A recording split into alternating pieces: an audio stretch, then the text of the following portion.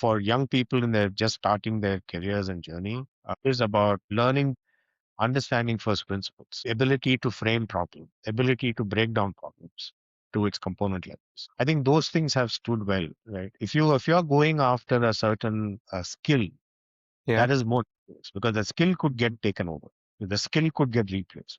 Yeah. But your abilities, if you get more fundamental than that.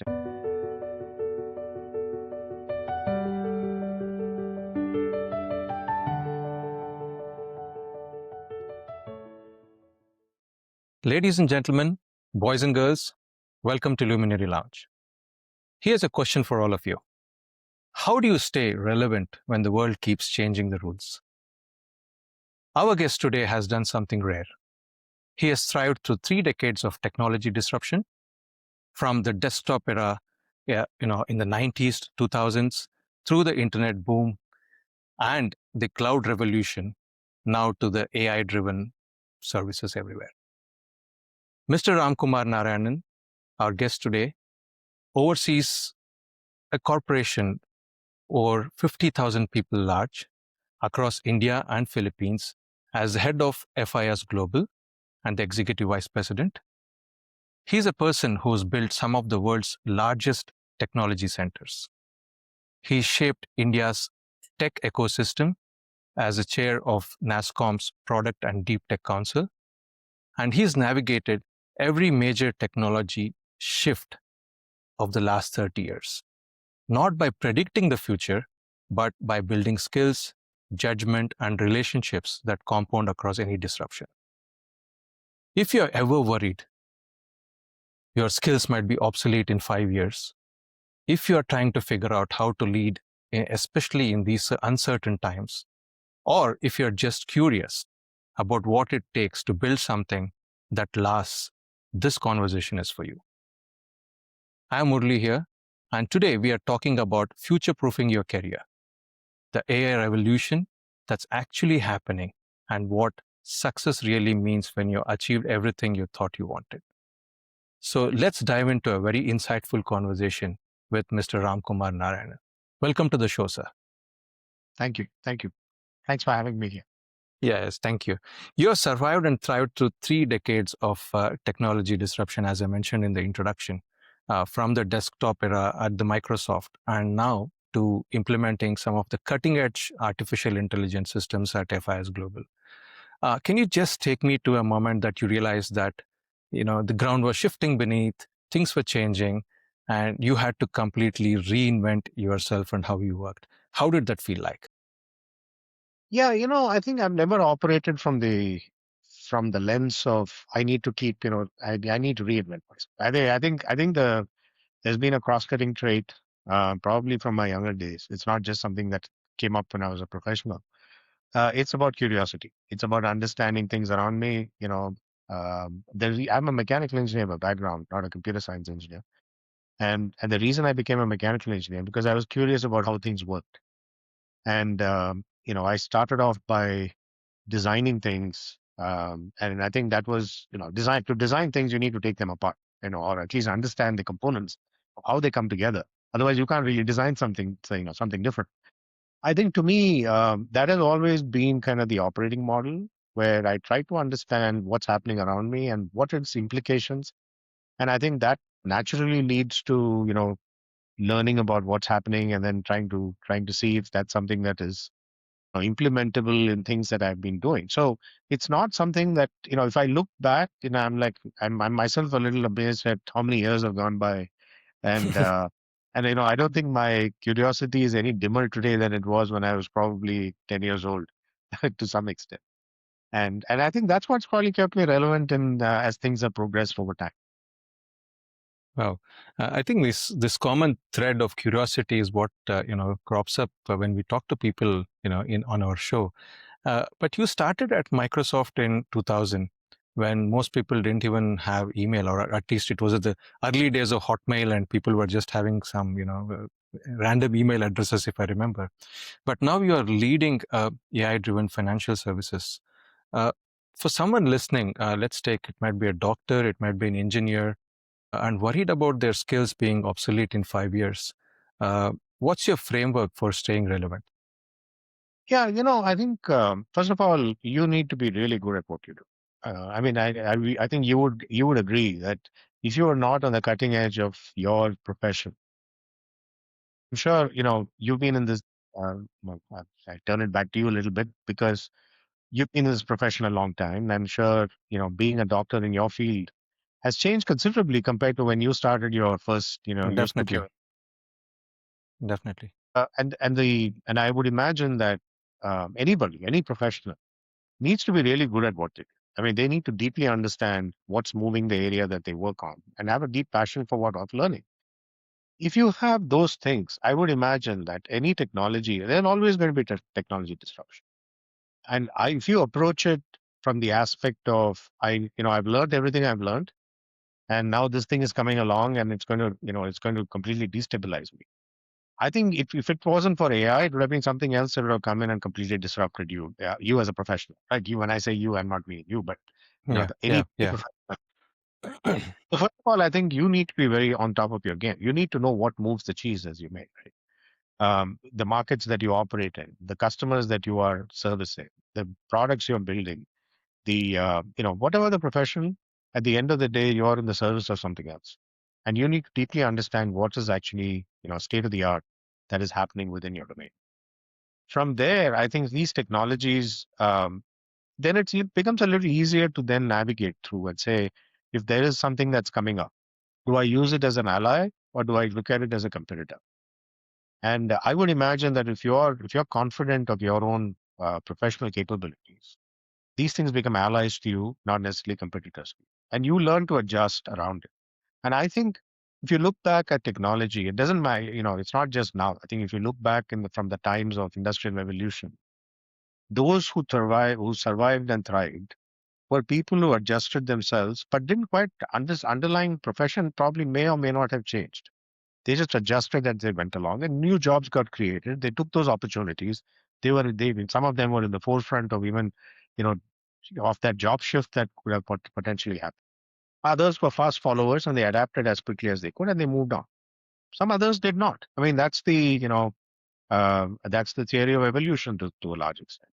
And so hopefully these shifts in technology, things like AI, while there's a lot of narrative on the negative, there's also a lot of positives that are possible. And hopefully people will look at it from that lens and look to adapt to it as they move forward.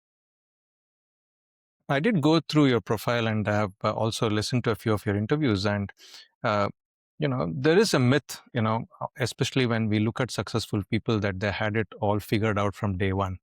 And when I listened to your story about, your journey from Ford later to Microsoft and, of course, later to Yahoo, eBay, VMware, and now FIS Global. When you were at the age of 25, did you even think that you'd be heading a global corporation with 50,000 plus people? No, actually, at 25, I was an entrepreneur, and I was really excited about getting out there and making something new happen. Okay. Um, I don't think I ever measured my success or failure on size of organization or size of teams that I've led. I've had situations where I had nobody reporting to me, and I've had situations where I've had a large organization reporting to me.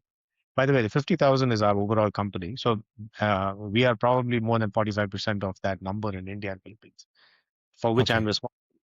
So I don't think I look at it. It's not it's probably an ego trip, but it's not for me. I don't look upon this as, I don't measure my success or failure and size of organization or title or any of those things. I wake up every morning saying, can I have a positive impact on what I do, the people I work with, and with the organizations that I'm part of. I think, and for the customers, right? I mean, at the end of the day, like I said again, right, all of us are in the service of something else. Can can I have a even and I'm very and I say this with due intent that at a small level can I have an impact, a positive impact, and that's the only thing that probably drives me. It doesn't matter when I was 25 or now many years later. I think that's what gets me up every morning and gets me going.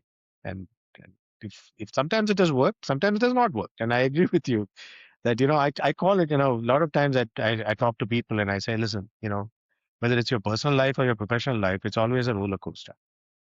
And there are some ups, there are some downs, there are loops that come at you, which you really, when you least expect it. And I think at the end of it, you will reach somewhere, and and hopefully you have reached there in one piece. So, but you can't control many of those things. A lot of interesting, concepts that you discussed in this last answer. One was that you have to do something positive, and I would love to take it as probably the negative entropy effect that you want to have on the universe, that you want to bring in some order and bring in some kind of positivity. The second wonderful thing that you said is that you're at service of somebody at any point. So as doctors, we are at the service of our patients. And I think, for doctors listening to this conversation, that's a very, very nice statement that you made. Now, coming back to your career, you made some, I would say, pretty calculated moves. You moved from one corporation to another, all big multinational corporations, but all different domains. You were with Microsoft, then Yahoo with the internet, and then later with eBay, then VMware, and now fintech. Now, when you're making a career move, uh, how do you evaluate it's time to make this move? Just as a practical point for our audience. And is there a mental model that you use to assess risk versus reward, like a poker game, when the future is uncertain? Yeah, it's a great question, and I think sometimes it's a very personal answer, because what may work for me may not work for somebody else. That's But true. I'll give you my logic on. I mean, actually, to be honest, I attribute a lot to serendipity. People. It's, when you say calculated move, it almost sounds like a in 5 step. Move the pieces to do that. I don't think I've ever done it, and I think that's where it's probably a personal answer more than anything else. Um, but I do have a few principles that I look at. For example, if I'm in the same job for 3 years, and I don't mean the same organization. I'm saying if I'm doing the exact same thing after 3 years, I think I typically say, okay, it's time to do something slightly different or something different. But you don't wake up 3 years hence and then you do this, right? So let's say you it takes about a year to settle into something that you're doing and having some level of modicum of understanding and impact. So the first year is a sunk cost that you have to pay, right? Unless Okay. there's something that changes in your mind. Second year is when you start to really start hitting your strides in the work you do. And that's the time to start thinking about, okay, what are those adjacencies that I need to learn about as I'm doing this? And then the third step from that, by the time you hit your third year, it is like, okay, I've done it for 2 years now. I'm hitting my strides. I've learned about these other things that are going on around. Either I have to expand scope and take on these adjacencies a little bit, or it's time for me to pick up one of the adjacencies and shift to that and start doing it. So that it keeps you refreshed too. I mean, it's not about anything else. So that's something that I followed. This is something a mentor told me a long time, and I think I've kind of kept that at the back of my mind. That 3 years is, if you're doing things for more than 3 years, you get jaded because it's repetitive. You've kind of learned what to do. You've been doing it for a while. If you have not added any new dimensions to it, it just becomes, you start settling into a comfort zone which you probably don't want to do. So to me, I think typically I keep a 3 year kind of a perspective in terms of doing that. That doesn't mean you have to shift jobs. So within those companies that I worked at, I haven't meaningfully said, look, I've run out of runway. And sometimes you do. I mean, it's not that you don't. Um, and then, no, that's one side to it. The other side to it is at a personal level, each one of those moves, it wasn't calculated from the aspect of, hey, I now need to go do this other thing, for me to get refreshed. Some of the stuff happened by accident. I moved from enterprise at Microsoft into consumer internet at Yahoo, which was for a very simple and a mundane reason. Um, I had committed to a role at Microsoft. I had moved back to India with Microsoft. I used to be in Redmond. I'd moved back to India with them. And at the end of 3 years is what my manager at that time and I had agreed. That type of a role that I was doing, it's a 3 year win. And at the end of those 3 years, as it came up, the option in front of me was to leave. I'd moved to Bangalore because that's where the job was. And the choice was, at that time Microsoft didn't have a development center in Bangalore. Now they do. Back then they did not.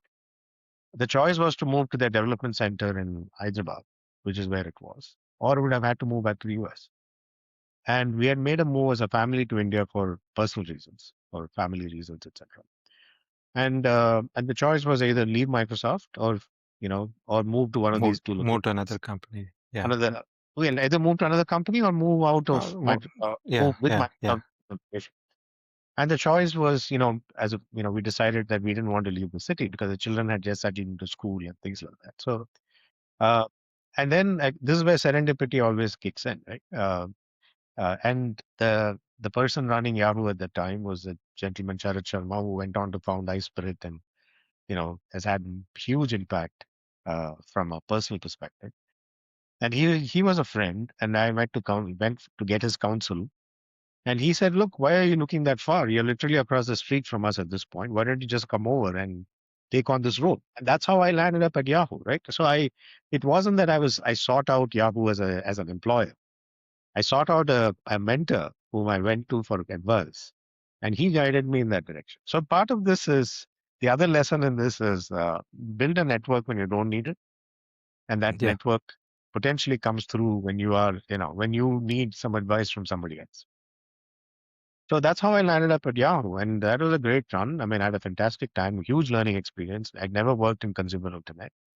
You refer to the point that, the late 90s, early 2000s it was just, really it starting to just, take hold. yeah, yeah, And, and so it was a fantastic experience to go work for a company. Of course, Yahoo had seen its glory days at some level, but it was yeah, still a very big player in the consumer internet space. very So much. I got a chance to do multiple roles inside that company and take on some, large leadership roles. And that was a great learning experience. That led me to my next job, which was eBay, again, consumer internet, but a different type of work. And so it built on what I did at Yahoo in terms of my experience when I went to eBay and so on, right? So I can play this out and spend a lot of time doing it. But I think there's the few nuggets in this that I would say. One, examine what works for you. Don't be wedded to something because you've been doing it for a while. I spent almost 8 years at Microsoft. Again, in a fantastic company, huge learning experience. Worked with some fantastic people.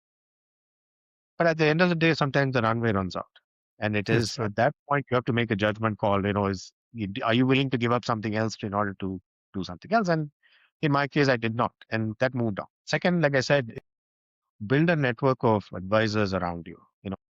My old boss at Ravi Venkatesan at Microsoft calls it the board of advisors. Again, for me, it was a life-changing times the 3 years that I worked with him.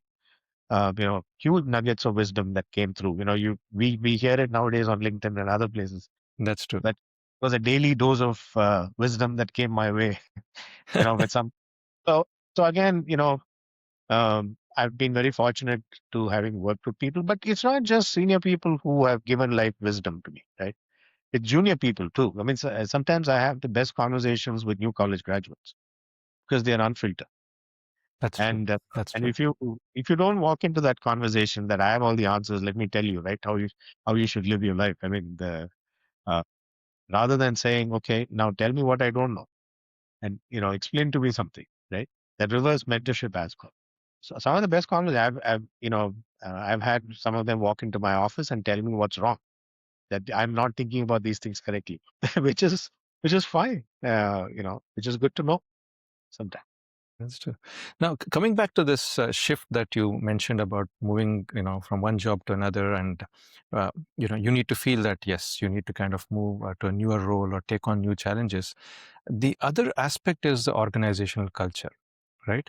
Uh, so you have worked in various different types of organizational culture, let it be Microsoft, Yahoo, VMware, or FIS.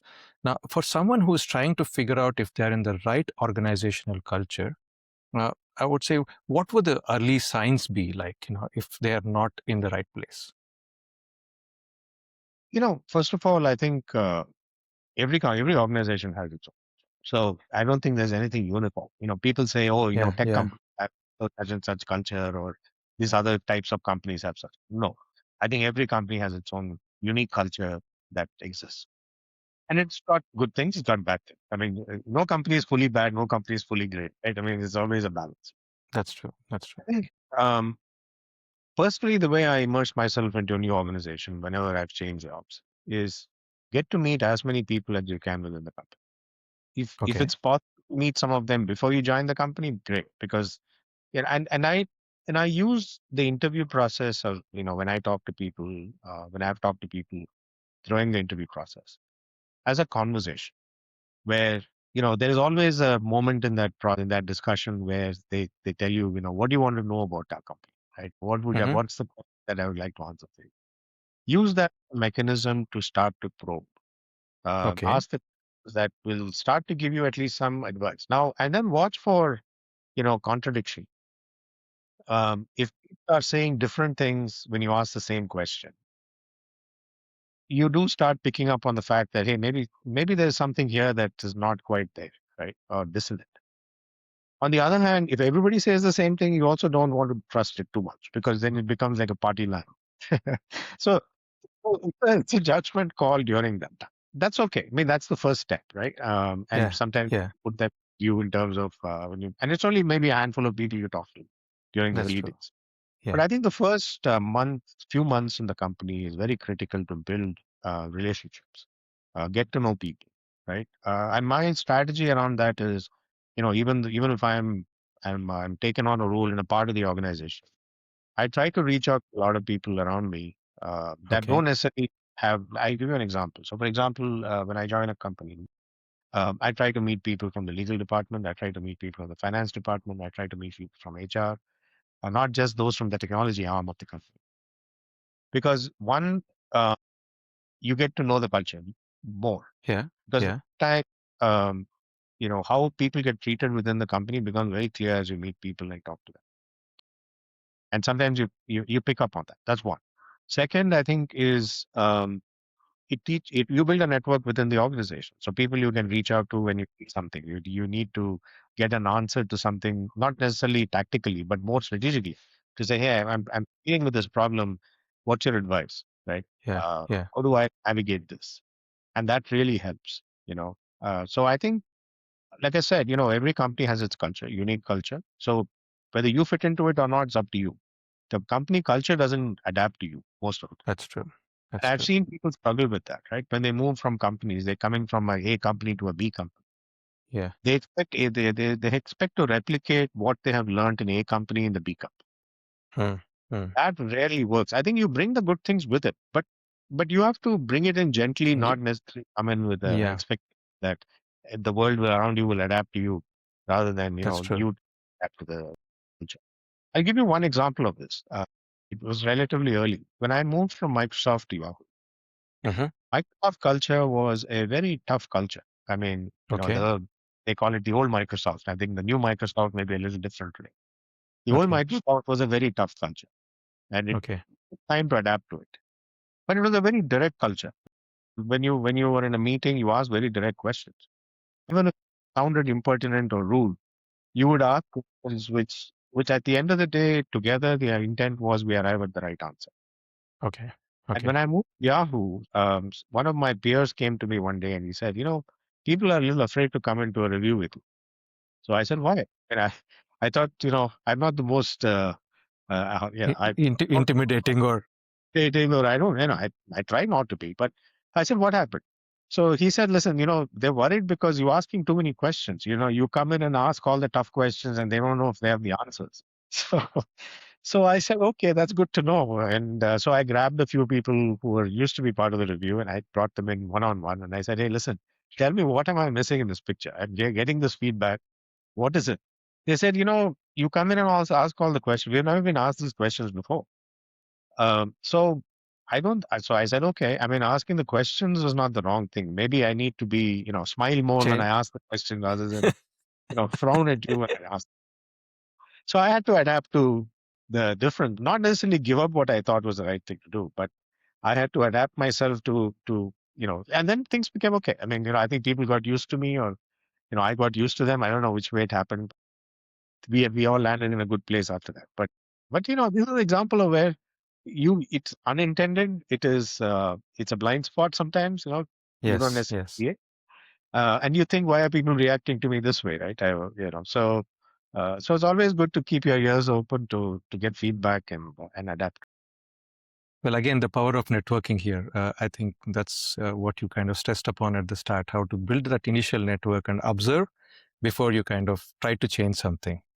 Now, in the process of your career, I'm sure there were bigger roles that you had to turn down, opportunities that you had to turn down. Uh, when you had to do that, what did it teach about your own actual values? Did anything come up when you had to turn down big opportunities? Yeah, I mean, I don't know if they were big opportunities, but I think they could have been. I don't know how they would have turned out if I had taken them, right? If I've taken those steps. And you can't double guess yours. I'll give you a few examples. I mean, one, we moved back to India in 2005. I had spent 19 years in the US. All my early professional life was at peers of mine of similar age group who had also made that same move. Many of them relocated back to the US at a stage of their careers where they were on the cusp of kind of taking on bigger roles. And some of them have now gone on to be CEOs of companies or other things. A similar band of time. Yeah, yeah, yeah. And for us, it was the reason we had made the move was because of aging parents and family considerations. And so we made my wife and I made a choice that no, this doesn't work for us.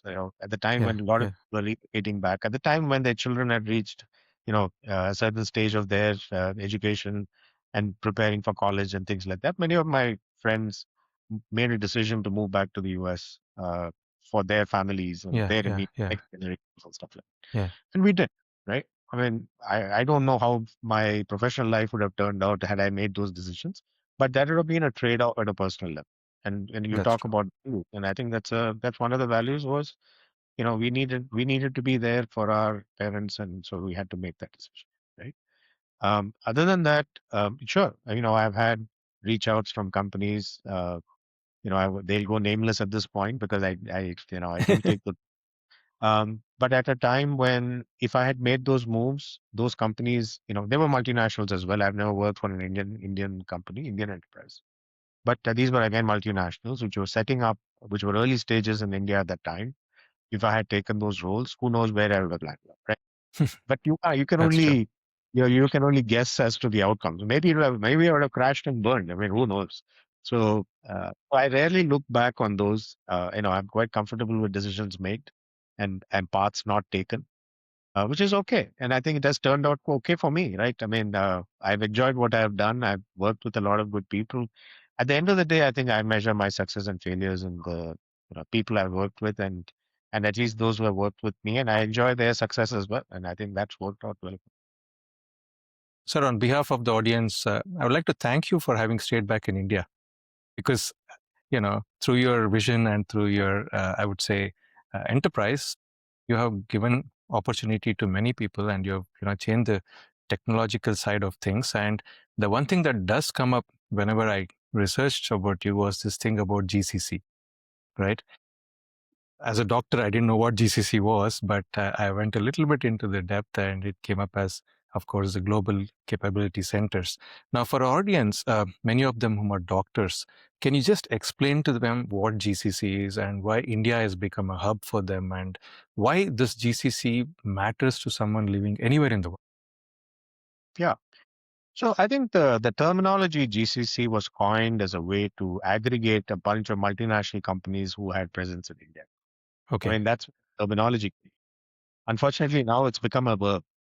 We all grew in the dark at a time when nobody knew us, right? You would have seen multinational boards as you were navigating your way around the Yeah, city, yeah, yeah, yeah.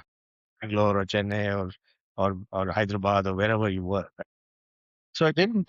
So for us, it was just work. Like I told you, we all came back. The reason, okay, so let me take a step back. The reason companies started setting up their own centers in India as not to sell to the market. So GCCs do everything but selling to the market. So they were an entity that was created by most companies for servicing their own internal organization. So whether it's engineering or back office services or so on and so forth, right? Okay. So within the walls of a GCC, you take any large brand or a medium-sized brand of multinationals. They would set up shop in India to do one of few things to get internal servicing done, whether it's back office services like finance, marketing, and so on, where you could get a lot of people at a relatively cheaper cost point. You came to India and you set up these centers and got them running, right? So that's how Okay. most started off in this journey and continues to do so. But over time, they discovered that it was not just about getting back end, services done. There were Okay. good talent in India as well. And this talent was very, very critical for to achieve the larger objectives of the company. And Okay. hence it started growing in value. The narrative shifted from pure cost to saying, look, I can get a low cost point people in India to do this work that, which costs me too much to do in the US or UK or wherever. I could do it, get it cheaply done. Yeah, the narrative started shifting to saying, listen, we have now seen that these people are not just about getting some job done, but they are also very good at in terms of innovation and taking on bigger remits and starting to do this. And so, why not leverage them for what they bring to the table rather than what we expect them to do? And I think that's Okay. the journey that these organizations have been on. And there are over 2,000 of them now in India, spread across Okay. these cities. Of us operate in multiple cities in India. We have offices across 7 cities in India. Okay. And our people work on whether it's engineering, whether it is in professional services of implementation across the world for our customers, whether it is on servicing the call centers and sort of customer experience that we provide, and or other functions. Okay, so many of us have been in this in this journey for a long time, have all kinds of work happening within our four walls, which is a snapshot of what the company does. So from for those who are not familiar or who are not from this field or not worked in one of Yeah. these companies, Yeah. Yeah. that is what we do. And if you aggregate it, Yeah. the world of technology or world of other areas, it's not just in technology. I mean, there are companies that do drug discovery and testing work, which is relevant to what doctors. You Yeah. are the Yeah. benefit. Like I would imagine you're the end state of what the work that happens around these companies that will land up. I mean, whether it's the biggest pharma companies in the world, the biggest, people who manage hospital services around the world, and so on and so forth. A lot of that kind of work is happening here. So if you look around you, it's not just, technology companies like Microsoft or FIS or anybody else. It's a wide variety of companies which are global companies which are setting up here, which means we have 1.5 million to 2 million people who are getting trained on how the world operates, not just how Mm-hmm. India operates. Yeah. And so that brings up an immense amount of experience that can be unlocked from an India perspective. And I heard a few of your talks where you talk about the potential of how the GCCs are going to expand or increase in the next coming decade. So that's again very positive, I think, from the Indian demographic perspective, isn't that? Uh, It is. I mean, it creates a yeah. lot, not just direct roles. I mean, I talked about 1.5 million to 2 million direct jobs. But Yeah. for every direct job that gets created, Yeah. probably three, four indirect jobs also get created. That's true. That's true. Whether it is people who are, vendors to these organizations, where people who Yeah. do other kinds of services to the organizations, Yeah. Yeah. and so on, and the world around them. So if you drive around Bangalore, if you come to Mahadevpura from where you work, and you drive Yeah. past all these business parks where these people are located, there you see a lot of vendor clusters around these office That's buildings, true. offices. That's true. So it's creating livelihood in a very broad way, and it Yeah. was also lifted up, along with the IT services revolution that happened in India. It Yeah. lifted up a lot of people from a per capita income perspective, you That's know, true. That's and true. helped to do this. I think there's a lot of positives that happen. Of course, all of us are, watching the AI revolution, Yeah. but it will potentially have an impact. And the question is Yeah. how well are we navigate through it. That's true. So you led one of the biggest changes when it comes to VMware's, I think R&D center, one of the largest R&D hubs outside the US. Now, let's say I'm a mid-level manager tasked with building a new team from scratch, whether it's in this country or outside. What would be the first three things that you would do as one of the very successful managers to set up the team, not just for survival, but for success? First of all, I think you have a very clear idea on the purpose of that organization, of that team that you're building. You need to be very clear as a person who's leading that. It doesn't matter whether you're a mid-level manager or you're a top of the heap. You need to understand and demystify what the purpose is. You need to do it for yourself first. It's not Yeah. about what you, Yeah. because that is what gives the core of, explaining to others in your team. What is it that you're expecting out of that? And how do you attract and retain them? Because you have to give them a strong purpose as to why they want to come in and work with you in that journey. So I think and it's a constant reminder that you always have to have as to what the purpose of your team is about. And you have to demystify it. You may not have all the answers, especially if you're in the middle of the organization. You got to push up and ask for clarity, right? You can't Uh-huh. just sit there and say, I'm waiting for somebody to tell me what to do. You got to do that. So that's the basis of success. Okay. And that's one. Second, I think you need to be able to attract and retain a diverse set of people who can achieve the outcomes. Okay. If everybody looks the same and operates the same, sometimes it's not, you don't build resiliency within your team. Okay. So the second goal is to make sure that you're a resilient organization. You can Okay. navigate the changes that are coming. Changes will come when it's unavoidable. And are you building resiliency in your organization when you do that? Third is, having fun. You know, Hmm. are you having fun doing it? If your role as a mid-level manager is to think that you're going to just whip people into submission and getting things done, it never works. I think the best teams are the ones that have a lot of fun doing what they do, because that overcomes a lot of challenges as well. It binds them together towards a common outcome. So I would say those three things would be very critical for us, for somebody to take care of. Thank you. Now, I think we'll move to the topic which everybody has been talking about, which is AI. Now, people are there worried about their jobs. It could be a doctor, and they would have just heard Elon Musk a few days ago talking about how surgeons are going to get replaced in 3 years, if not three, probably five. So, for somebody who's not very technical, who might be a small business owner, a teacher, what should they be actually paying attention to, and what's just noise when it comes to this AI? It's very difficult to tell, right? Because it is, to be honest, and even those of us who are in the game, um, you know, the adage, and I always open my presentations on AI with a quote from Tale of Two Cities. It was the best of time, it was the worst of times, right? And Mm-hmm. if you read that quote, it's timeless, especially when you apply it to the current times. Yeah. We don't know. I mean, to be very honest, and I unfortunately may not be the answer everybody's looking for. We don't know how this will play out. Like I go back to what I said in the beginning. You have to have confidence in yourself and your ability to understand the world around you. Doesn't matter who you are, what you're from. Um, for young people in their just starting their careers and journey, Yeah. is about you know learning to and Elon, as you quoted Elon, and I think I would say the same thing. Understanding first principles. Um, ability to frame problem, ability to break down problems to its component levels. I think those things have stood well, right? If you're going after a certain skill, that is more dangerous, because the skill could get taken over, the skill could get replaced. But your abilities, if you get more fundamental than that, and really be able to frame problems, understand, take disparate pieces and be able to link them up into something that makes sense. I think those are skills that are timeless, and you will need them whether you have AI or whether you have something else, right? So I think that's more. I think you have to. It doesn't matter who you are and what stage of a career you are. You have to learn to make sense of the world around you in terms of what you do. Second, like I said, you have to stay abreast of it, whether it Mm-hmm. be getting your hands dirty, learn it, try it Yeah. out for your area of work Yeah. to see what is it that it allows you to do, and then what is it that I do today that I can adjust and Augment. use it as an Yeah. Yeah. augment Yeah. ally, Yeah. as a companion, co-pilot. We can give it Yeah. whatever Yeah. the Yeah. want. Yeah.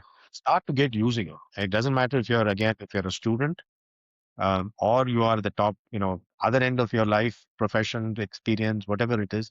Learn to start using it, because the more you use it, the more you get your hands dirty.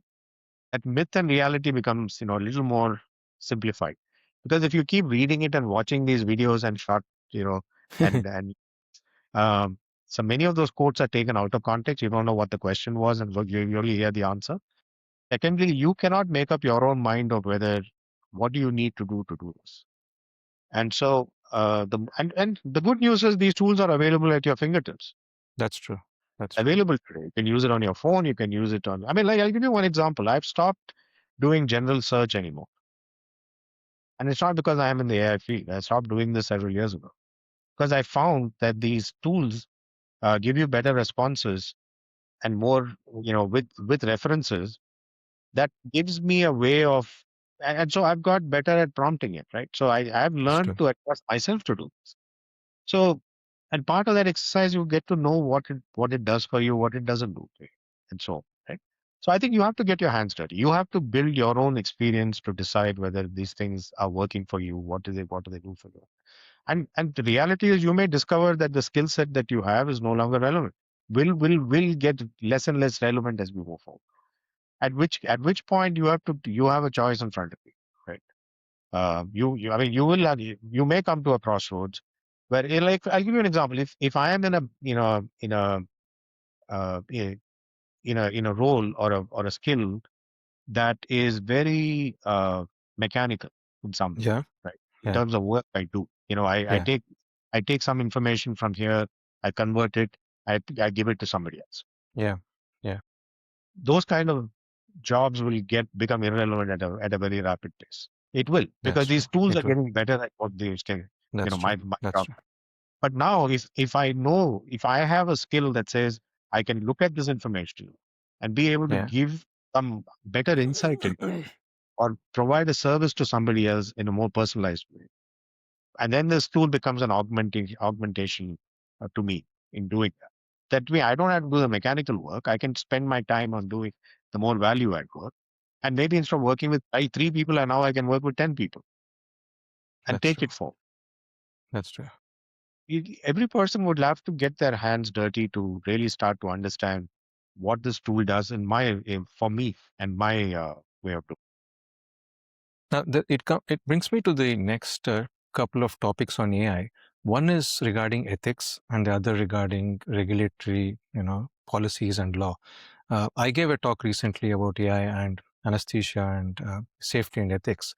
And when I was actually looking at your profile and looking at AI in financial sector, again, there will be a bias in lending algorithms, the privacy, the job displacement that you spoke about. And you, as a head of the organization, have to take tough decisions that affect not only employees, but of course, millions of people's access to money. So, how do you think about these ethical responsibilities, that come with power? Yeah, it's a great question. And its application is wide, and it's going to get even more convoluted as we look ahead.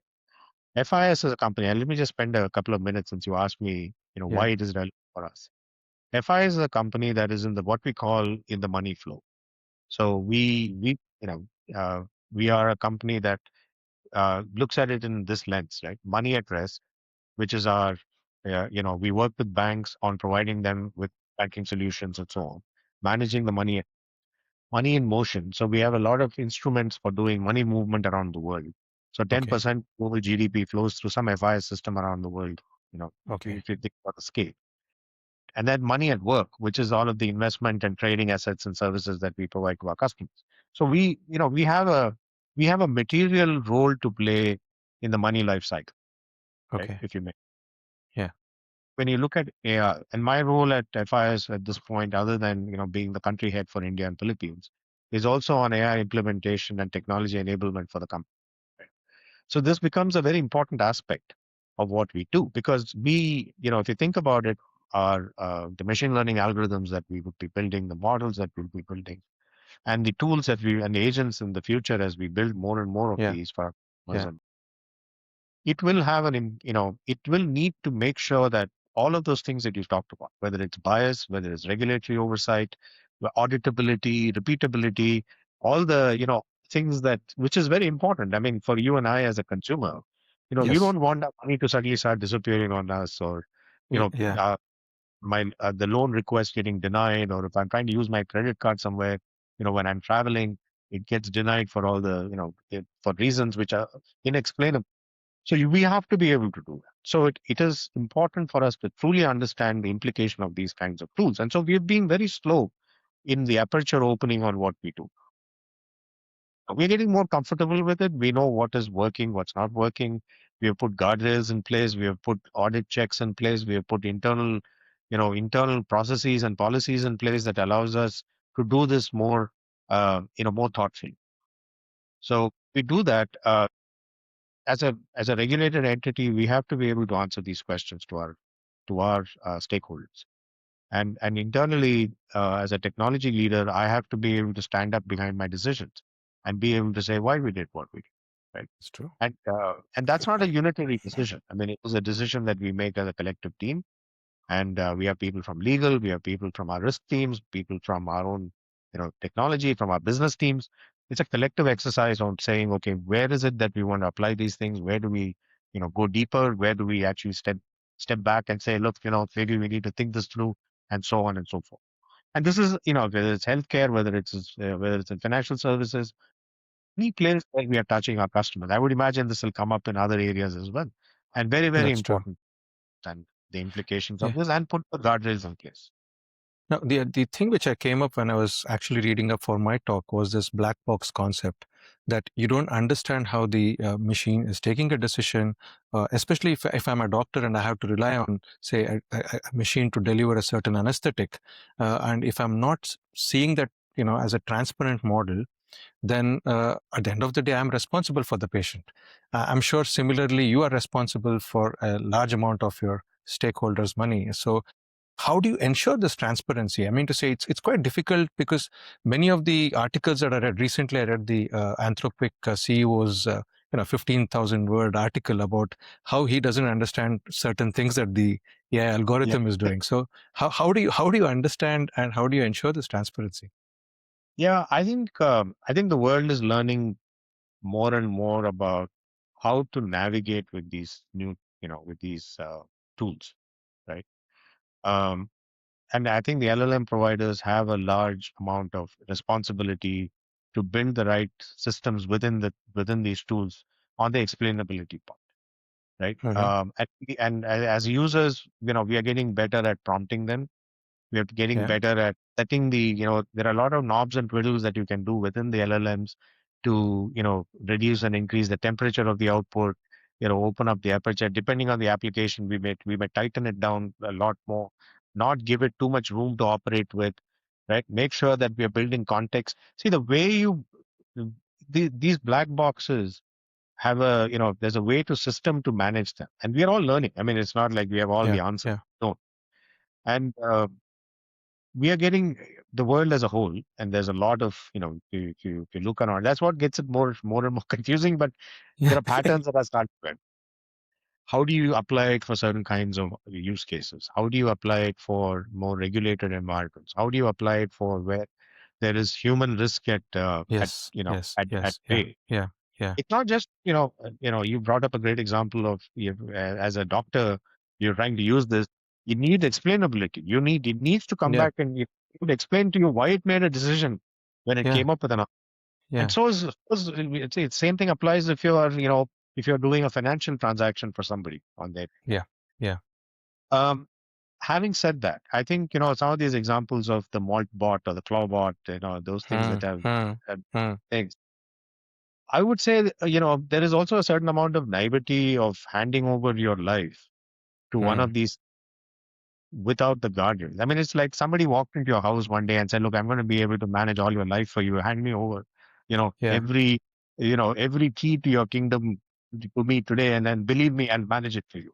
Right? But are So we but are we changing these guidelines? Like example, earlier I would have a little bit of skepticism to trust Google Maps, but I blindly believe in Google Maps now. So similarly, are we kind of slowly, down the path, like where we yeah, are also changing? I think we will. I don't know if we are Yeah, there yet. I'd see these things have a fits and starts, a kind of a thing, right? You will get these extreme cases of people handing over their life to a bot, yeah, including. I mean, you read some of these examples and you think, what are they thinking, that they've handed over all their passwords, all their bank accounts to this yeah, bot and say, okay, go yeah, manage it for me, including their yeah, emails and everything, right? yeah, That's the extreme, and yeah. you will have unintended consequences show up there also. That's But true. on the enterprise scenarios, I think we are a little more. I would Regulated. imagine that we're a little Regulated. more careful, because there are a lot more constraints around you to do this. But having said that, these both extreme cases and the conservative cases will inform. And at some point, this will just become the way it is, right? It becomes the natural part of your life. I mean, I'm sure That's true. when Google maps first started off, we wouldn't believe it. I mean, you would Mm. keep it in, Yeah, as an yeah, recency that you would use when you go there. Now we all use it, right? And the more people use it, it informs how these things work. Social media is the same way, right? that's The true. That's network true. is a power law. The more people who join the network, it increases it increases the ability for it to get effective or not Yeah, effective. I mean, you can yeah, yeah. argue that it has not necessarily had a great impact on social life of people. It's got unintended consequences. So, I mean, I'm a believer that technology doesn't know whether it's right or wrong. How we apply it as human beings to these various use cases will define the judgment of, did it work for somebody in a positive way or did it work for somebody in a negative way? The next question which I had, yeah, the next question which I had was, one was ethics, the other is regulation. When I said I was preparing for my talk, I came up that I think only EU right now has got the best laws for AI, very clearly defined as to which is high risk, which is low risk, and which is medium risk when it comes to implementation. So, from as an expert in AI and from the financial services, do you think we need more regulation? And if so, what kind would be effective versus just a bureaucratic, statement or a whatever policy?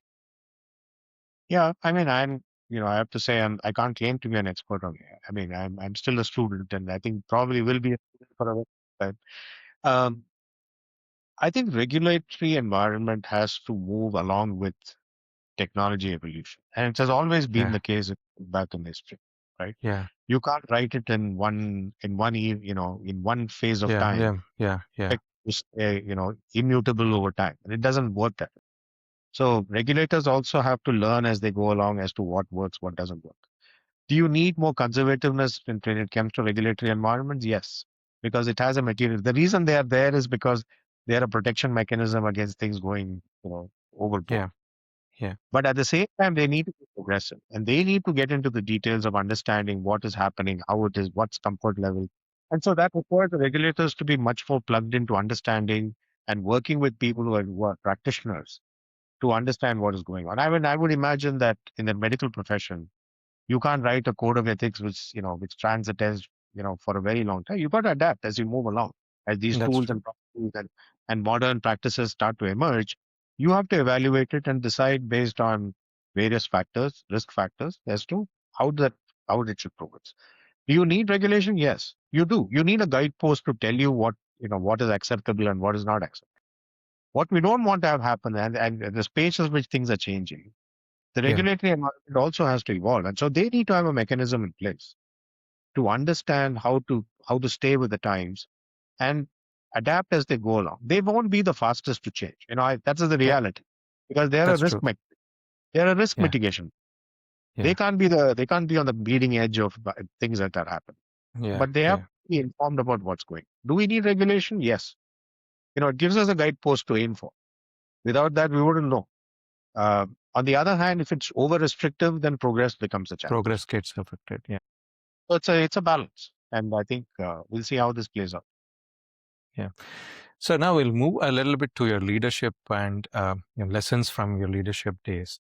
Uh, I'm sure everything hasn't worked out and everything hasn't been successful. As I think Mr. Ravi Venkateshan, speaks about how a CV is just a highlight of just the achievements, but there are a lot of things that are not happened, which is not on the CV, which has led to the growth. So, is there something which I wouldn't call it a failure, but a setback, which actually taught you more than what success has taught you in your life? Oh, many, many. I mean, right from early days, uh, what you wish for is not something. Sometimes what happens, and so you need to Yeah, take the disappointment with it uh, as it goes. I mean, it's even from school days, right? I mean, you think you've done very well when you walk out of an exam, and when the results come, it's got a different story written on it. Uh, but so I think learning to handle setbacks is part of growth. And even today, I mean, not everything that I wish for. Just because you lead an organization doesn't mean things happen the way you want them to happen. Outcomes are always are not necessarily, or situations change around you. I mean, just to pick on a couple of things, we talked about GCCs, and today hmm it's being talked about as if everything is up and to the right, right? There's an Hmm. infinite growth that is happening. I was unfortunately part of two different organizations that actually shut down in India for a period. Yahoo, we had a very, very strong organizational culture. We had a lot of things going on in India. But over time, there were decisions made by management that caused that center to, almost shut down. I was part of eBay. eBay is set up in India, and we were growing. We were operating in the market. We had a local business, which was in the early days of e-commerce. And at the end of 2016, there was a decision made to exit India. And so I set up their GCC in India, and I shut it down as well at that time. They subsequently reopened last year, but after many, almost 10 years. Uh, but those are things that you learn from, right? They're tough life lessons. They're the tough professional lessons when they happen. But during that time, it feels like things have kind of fallen apart. But then over time, if you with the positive effect of time, you look back and you say, okay, what were some of the life lessons that came out of such events that may have happened in your life? So I think there are things that happen in your personal life and your professional life that teaches you it helps you more resilient to be more resilient over. The next thing which comes up to when it comes to leadership is how it can feel lonely at the top, right? This is something especially during, I think, the COVID. I remember one of the podcasts that I heard was with Marshall Goldsmith, who's, I think, one of the coach for the CEOs, and he spoke about how it can get very lonely at the top, and he formed actually a group of CEOs that they would discuss on a regular basis.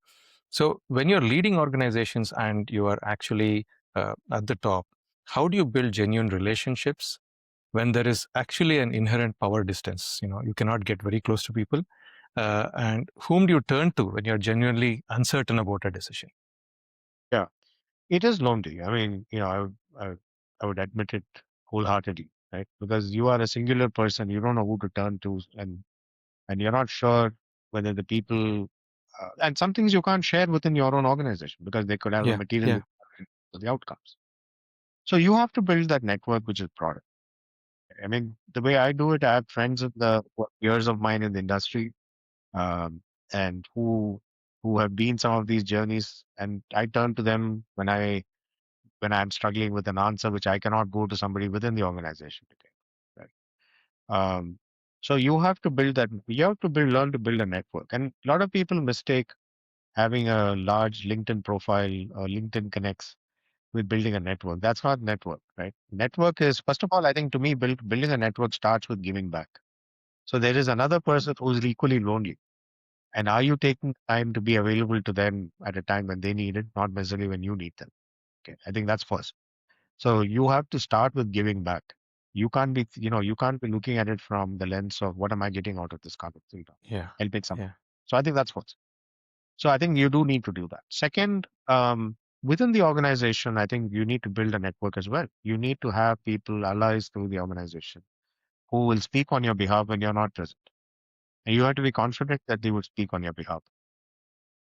And the way you do that is by being there for them, right? And they yeah, see you yeah, as a person that they can turn to in their time of need.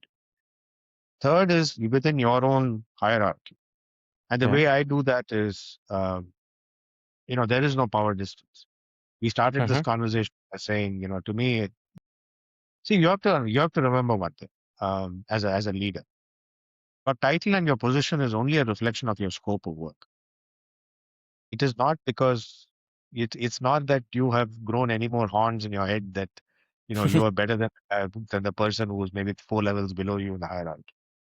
So the way I like to do that is we create internal horizontal platforms where we get people to come in and contribute, which is Okay, beyond their day.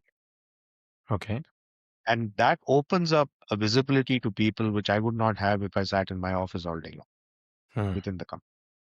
So I get to meet 500 people in the organization by just being part of those platforms, spending time with them and so on. And I get to know them. I get to know them by first name.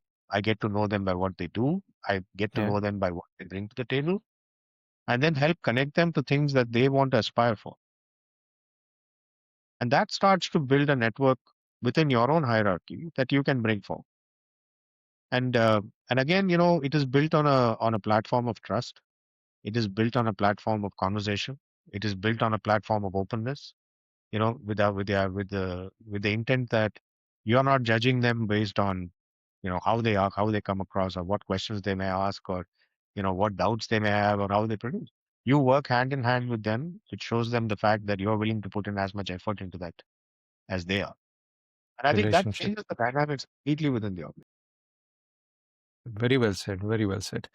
Now, moving to the other roles that you have played, especially you've been on the advisory boards for TIE, the Derby Foundation, and I think also healthcare tech, a startup on electrical mobility. So, for someone who's been asked to say join a board or an advisory role for the first time, what's your framework for deciding whether it's worth their time or just it is a resume decoration, a CV decoration? No, I mean, time is the only thing that we have in our control. So Yeah. I wouldn't waste my time where I can't add value. That's one. Okay. Okay. And that's an area where I do get a lot of people reaching out, wanting help or wanting me to come Yeah. and spend. Yeah. So I typically would have a conversation and try to Hmm. understand what is it that they're looking for somebody like me to come in and help them with. It's about them, not me, to start with, right? Uh, I think if I can add value Yeah. and if I can, come in with my experience or, some aspect of my experience that will be valuable for them, then I would join them and start that journey, right? And and then the other lens to this is at a personal level, it is about, if I one, if I can help. Second, what will I learn in that journey? Is there a new space that I can get exposed to? Is it something that I would get something meaningful out of that conversation as well, that I learn as much from it as much as they would learn from me. Then it becomes quite valuable to do, because it just gives me a new perspective to things that may not be. Of course, in some cases, I've done it only because I have a good relationship with that person and I want to help them.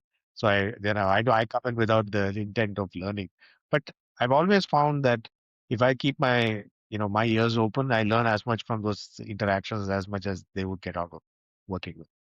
So I think that's where I would come in. Even board discussions, right? I've had people reach out to me to join their boards, etc. Not just advisory, but even fiduciary boards. And I typically would say, I don't think I don't know if it's valuable to bring me in because I don't know how I would add value to you. So it's okay to walk away from. Apart from the the boards that you've been an advisor to, you've been the chair of the NASSCOM's Product and Deep Tech Council, shaping literally the India's technology ecosystem, right? Because that is the highest body which oversees all the tech companies. So when you think about the impact you want to have, that extra extends beyond the company that you're working in. It could be FIS today, it could be another company tomorrow. What matters most to you? Yeah, I've been involved in the tech ecosystem in India for over 2 decades. So it's not new. So when I became the chair of the product council, I think it was 2019 or 2020, I don't remember. Uh, at that time, I had already been a volunteer in this ecosystem for many, many years. So, and I continue to be. It doesn't matter to me that it was just one of those things that you do at the point of time. But I continue to be evangelist for the Indian tech ecosystem. I continue to be very engaged in terms of helping people, whether it's startups or whether it is bringing a perspective to the ecosystem in terms of where we should be going. That's something that I foresee doing for a very long time, because I truly believe, I think India is in a unique position, and at the same time in a bit of a precarious position. We are unique position because we have all these knowledge and experiences, and young people who are looking to do many good things and great things. I'm hoping that we'll have that type of an ethos of those countries for a long time. But we're also in a vulnerable position because we are dependent on a lot of our fundamental technologies. We are dependent on people, in a world that is getting fractured by the second. That's true. We are dependent on a Yeah. lot of other countries for our ability to get something done. And I think, and this is something that is being talked about for a long time. I don't know if we have made enough progress, and I think we need to rapidly make more progress, and so on, right? because this has an impact on our future generations in terms of how they'll be able to.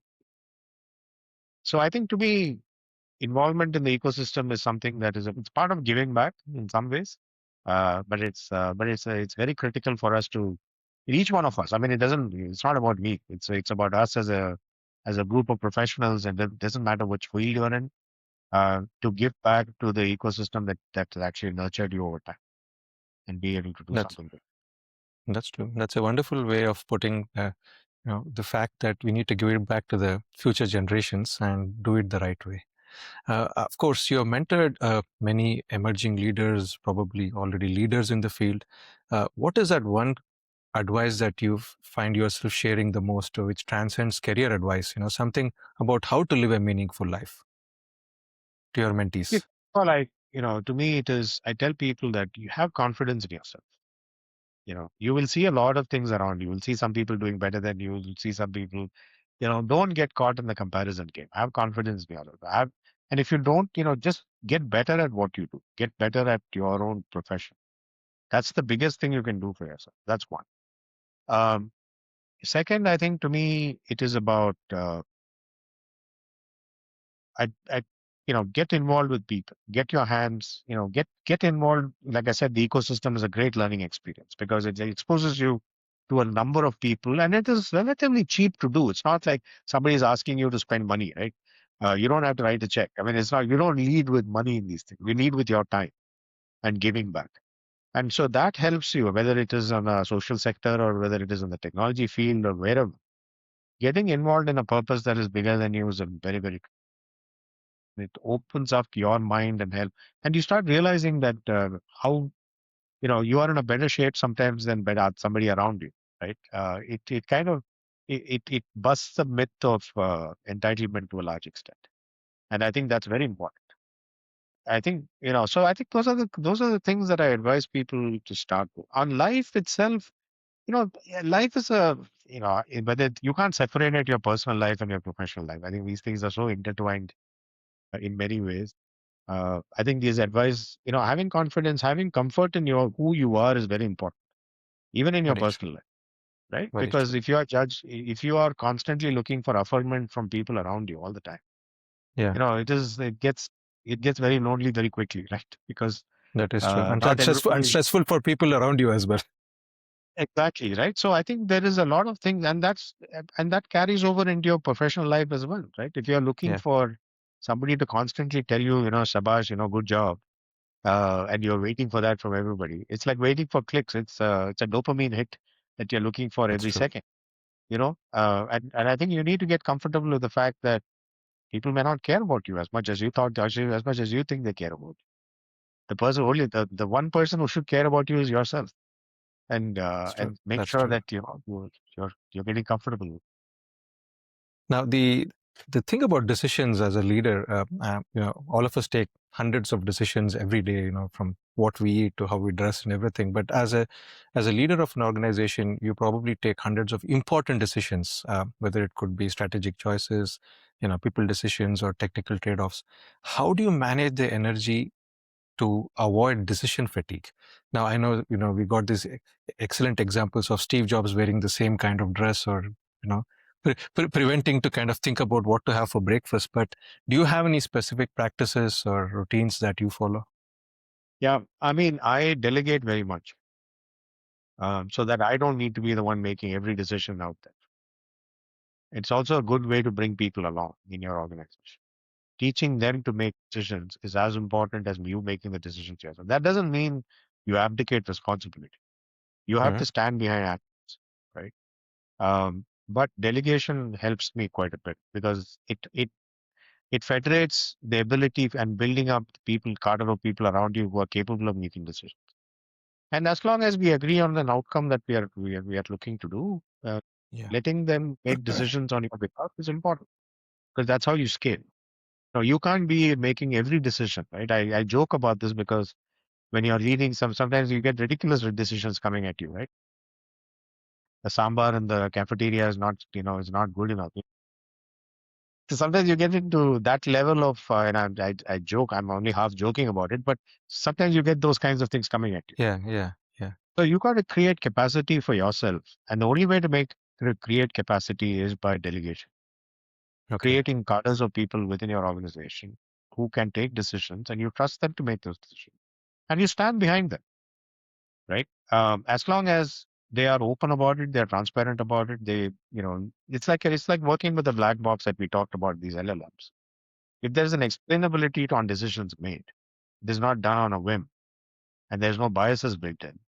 If there is a rationale to how decisions are getting made, and the rationale aligns with how we want to operate as an entity, then you stand by those people, right? And they know that you have their back if they make those decisions Yeah. for the right reason.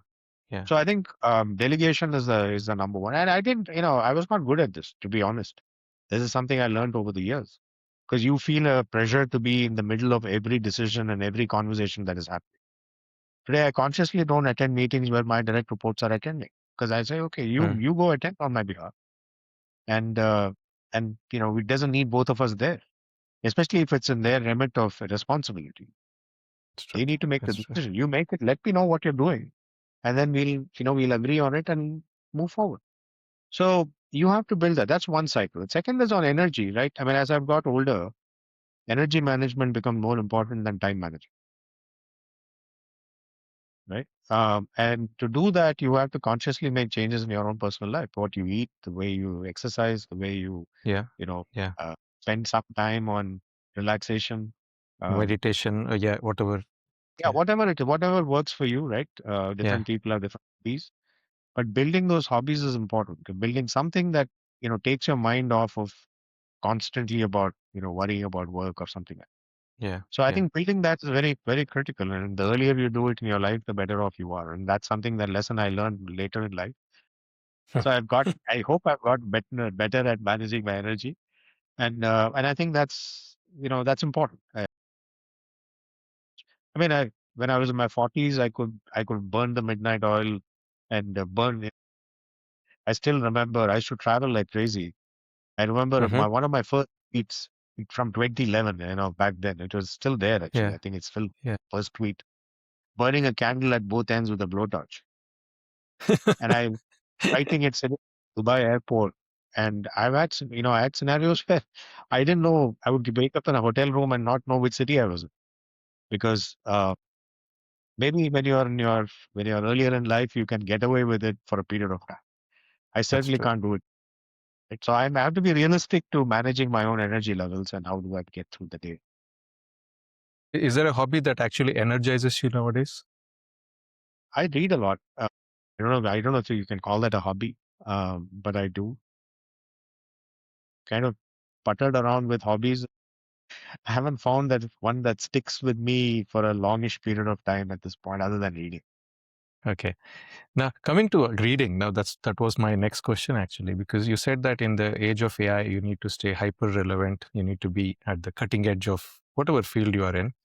At the same time, your own genuine curiosity and the habit of reading. So, what's your personal approach to learning? Say, example, how do you pick which topic to go deep and which topic to just stay aware of, and how do you actually make time for it? Yeah, I do a lot of micro reading, right?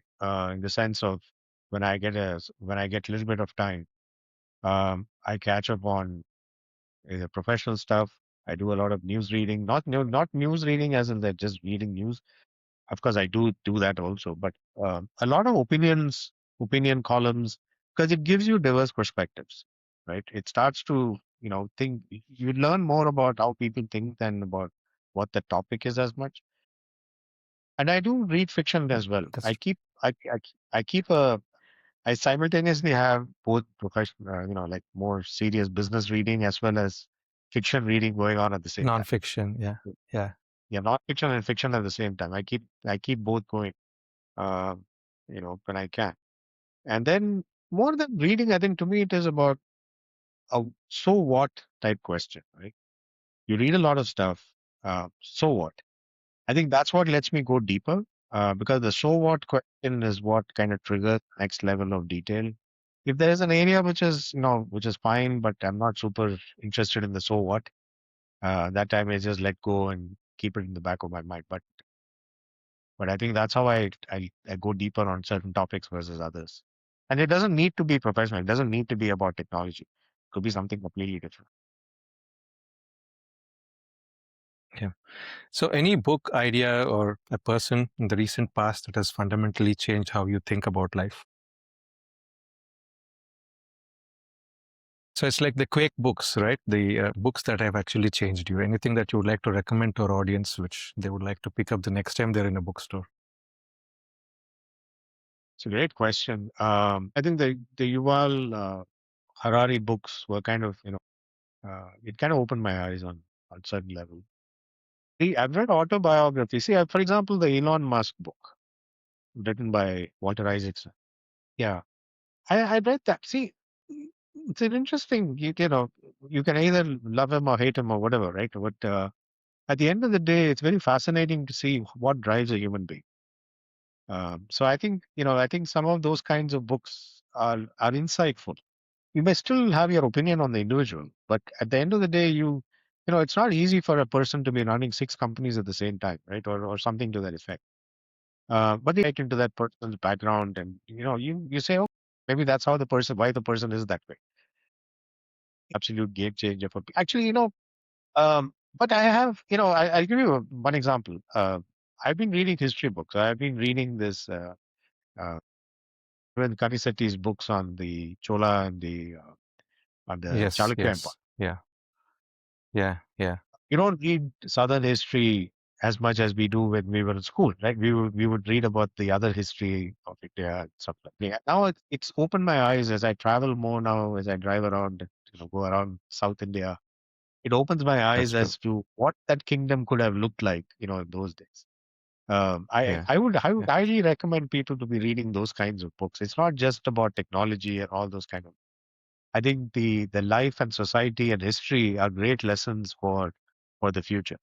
So in fact, I'm a big history buff, and I like reading books on history because more and more you read history, you find that the world repeats itself. And so I've seen this even within technology, right? The problem statements that we cite are probably very similar to problem statements that we had, 30 years ago. Just that we have discovered new ways of solving it. But the yeah, problem yeah. keeps repeating. I mean, we just have better tools and better processes and new technologies coming in. Every generation thinks they're resolving the same problem.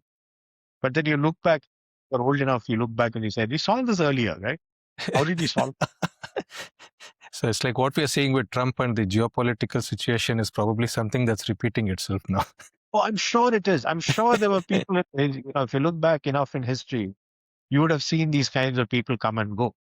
They larger than life at the time that they exist and, have a material impact in the world around them. But over time, the world adjusts and moves on, and they just get relegated to pages of history. Well, the downside is you and I have to live through it during our lifetime, but that could look very. So it's But been, yeah, yeah, it's been a wonderful conversation and an hour and 20 minutes. So I would like to ask you a final question. Uh, let's take 10, 20 years from now. You're looking back on your career and life, and what would make you feel it was all worth it? And what's the measure of success that actually matters to you when you look back with that lens? it's a great question. I don't know. I mean, I think to me, I don't dwell too much on a life lived to some extent, right? And yes, it is nice. I measure my success and failure by the people around me. If my, at an immediate level, hopefully by then we have next levels of generations of my family members who have kind of come and they're doing well in Yeah, life, and yeah, if I've had a small hand at helping shaping their value, I would feel good about it, right? If they turn out to be good human beings. Second, I think people I've worked with, my professional network that people I've worked with, uh, I wish them all well. Hopefully, 20 years from now, all of us would be retired from my age group and living life, but contributing hopefully back to society in the way in which it's positive. It doesn't matter. As long as you're alive, you need to be doing something. This is a constant dialogue with my wife about retirement. She keeps telling me, what will you do sitting at home? And I said, look, maybe I can do other things. So we keep yeah. talking about it. But I think, the way I would think, is, but to me, success would be those kinds of things, right? positive values to the next generation, continuing to contribute in some meaningful way that I'm, in my own small way that I do, staying out of other people's lives, you know, uh, making sure that I'm not intruding on, including family members, right? Sometimes as you're getting older, you're getting Yeah, more yeah, dependent. yeah, yeah. Hopefully, my wish is that I'm not dependent on anybody around me. Having them around is one thing, but constantly trying to get their attention on something that's my problems is not something that I hope to do 20 years from now. So I think those are the things. Live a good life. Move on at when your time is up. Thank you, sir. It's been a very enlightening, I would say, genuinely enlightening conversation. 1 hour 20 minutes. There are so many points from the last 60 70 minutes. The first one being the value systems that you need to base your life on. The best example being you having relocated for family reasons and having stuck to it despite multiple opportunities. The power of networking and the power of having people around you, not only to kind of ask, but to give. I think that was a very powerful thing that you said. And of course, giving back to the society through contributing into an ecosystem. So, if for doctors, it could be giving back through their societies, through teaching, through multiple platforms. And of course, finally, your statement of how you need to create people with high value in the society, whether it is your own children or whether it is your mentees going forward. So it was wonderful. I think a lot of good insights from the conversation. Thank you very much. And for everyone who's been listening, I'm sure you got a lot of value from this conversation. But if you've got this much of value from what we've been listening, please share this with someone who needs to hear it. Maybe it's that framework for staying relevant. Maybe it's that reminder that nobody has it all figured out. Or maybe it's just a permission to make the leap you've been afraid to take. So the show notes and the timestamps will be there for each segment. So you can jump back to various parts whenever you want to. And if you want to hear more conversations like this, insights from lives well lived, practical wisdom that you can use, kindly subscribe and do suggest in the comments below as to how we can improve. Until the next episode, as we always say, stay curious and, of course, keep building for a better future. And remember that the skills that matter most are the ones that compound. So thank you very much for joining. Mr. Ram, thank you very much for joining us and sharing your wisdom. Thank you. Thanks for having me again. Thank you, sir.